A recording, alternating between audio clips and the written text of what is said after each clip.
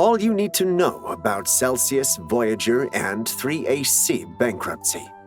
The unexpected bankruptcies of Celcius and Voyager, two of the top crypto exchange platforms that attracted millions of investors with risk-free returns of 9% or higher, are now teaching those investors a painful lesson in the saying, "Not your keys, not your crypto."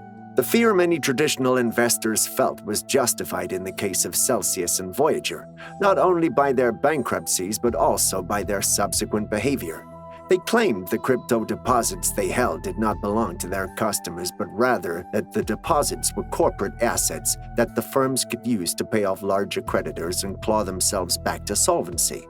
In this video, we'll dive deeper into these bankruptcies, everything there is to know on what every trader should do if their crypto assets are frozen. For the best and latest blockchain technologies, crypto, and finance videos, make sure you subscribe to this channel and hit the bell icon to be the first to get the latest updates and news. How do crypto bankruptcies work?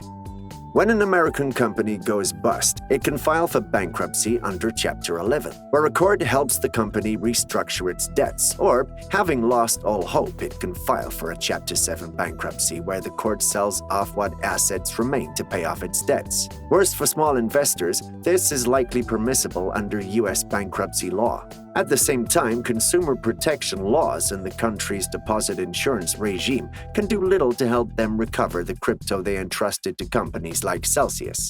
No matter the promises the crypto companies might have made up when times were good, the ugly reality is that retail users are at the very back of the line when things go wrong. This is an issue that is assumed to be addressed with upcoming crypto regulations.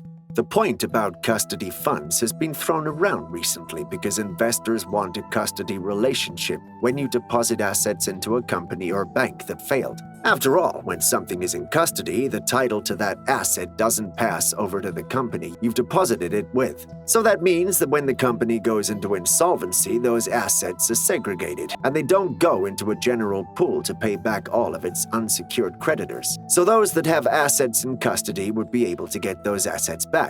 Some customers placed funds with Celcius and Voyager, and the question is whose property those funds are. Do they remain the property of the customer, or are they property of Celcius or Voyager? And if they're property of Celcius or Voyager, does the customer have a claim in the bankruptcy?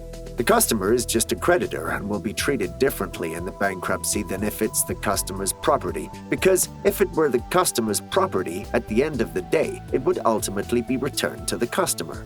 However, there may be a little delay. We're talking maybe years here. Still, the customer will get their assets back if it's deemed the customer's property, and this will be one of the big questions in both the Celcius and Voyager bankruptcy case.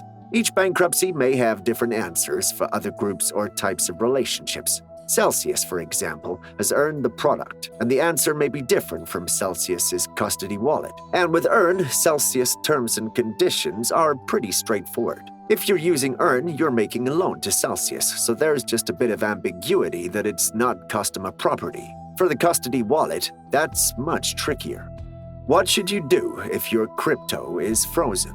Those firms only had market capitalizations of more than $1 billion a year ago. This implies that if you have cryptocurrency assets on any of these exchanges, you might not be able to get them back. However, many other exchanges may go bankrupt in the future, so let's talk about how to navigate this. If you hold assets on any crypto exchange, it might be a good idea to transfer them and keep them in what's called a cold wallet. Cold wallets are not connected to or subject to an exchange, so this will prevent you from ending up like other holders who left their assets on Voyager or Celcius exchange. But what if you have assets frozen by another exchange that filed bankruptcy? Here are your choices. Number 1. File a claim with the small claims court. If a cryptocurrency exchange restricts your access to your assets during a crypto collapse, you can likely sue them in a small claims court in any state where they have clients. The sooner you file and get a judgment in this type of case, the better your opportunities of recovering your assets. Keep in mind, however, that small claims courts have various damage limits. Individuals in Texas, for example, are limited to $20,000 per year, but those in California are limited to just $10,000 per year. Number 2. Hire an attorney to represent you. You should seek legal counsel if you have a large amount of cash in one of these frozen exchanges. However, remember that you may have accepted an arbitration clause when you join the platform. Instead of a judge or jury, you'll have to settle this case with arbitrators. Number 3. Participate in a class action lawsuit. The advantage of this approach is that no legal expenses are required. The disadvantage is that lawyers hired to represent the class will not be your advocates. They will be representing the entire class. Furthermore, your share of possible settlements may be small.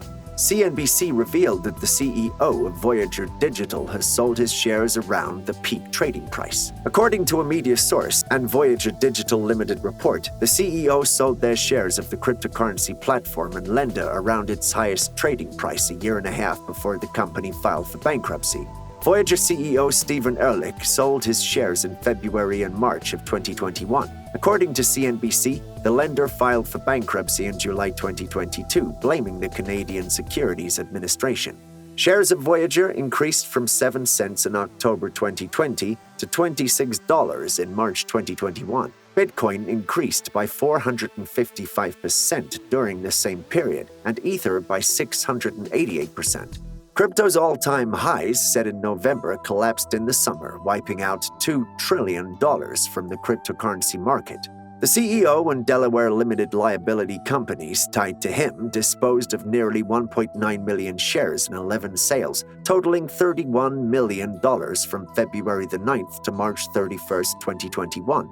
According to the data from the Canadian Securities Agency, the 3 most significant transactions netted almost $19 million from sales of 1.4 million shares. The website linked the sales to a $50 million secondary offering by Stefan Nicholas in February 2021. As a crypto trading platform, Voyager also offered loans and staking services.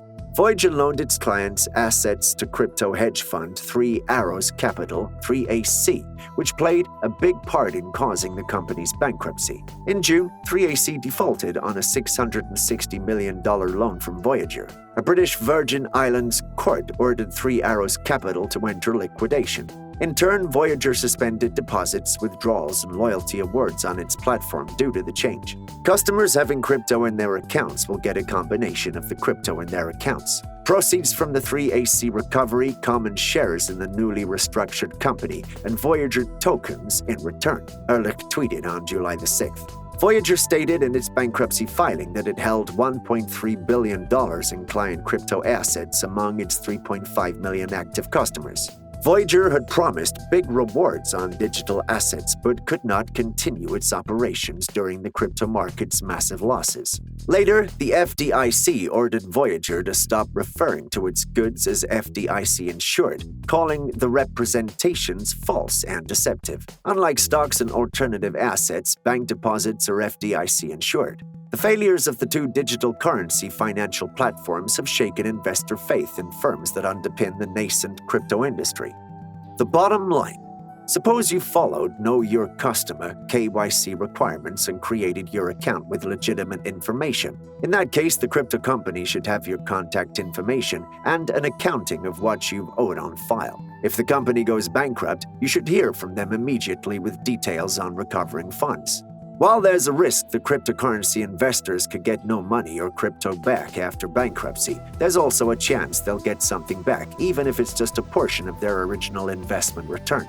So if you find yourself involved with a bankrupt crypto company, keep close tabs on your inbox and mailbox for information on how to file a claim and get as much of your money back as possible. Thank you for taking the time to watch this video. Don't forget to smash that like button and subscribe to be the first to watch the following videos and for more blockchain, crypto, Web3, NFT, and finance updates and news.